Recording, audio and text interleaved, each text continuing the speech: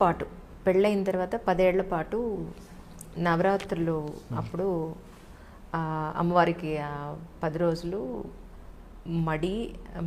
మడి కట్టుకుని మహానైవేద్యం చేసి పెట్టింది నేను.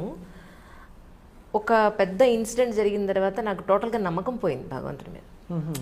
ఏం చేసినా ఏమిటి నాకు ఇంత చెడు జరిగింది, నిజంగా కనుక నేను ఎవరిని మోసం చేయలేదు, ఎవరికి నేను 1 రూపాయి లేదా అబద్ధం చెప్పలేదు, మోసం చేయలేదు. నాకెందుకు జరగాలి ఇలాగా? కనీసం నాకు వార్నింగ్ కూడా ఇవ్వలేదు. ఇలా జరుగుతుంది జాగ్రత్త అనన్నా వార్నింగ్ అన్నా ఇవ్వాలి కదా.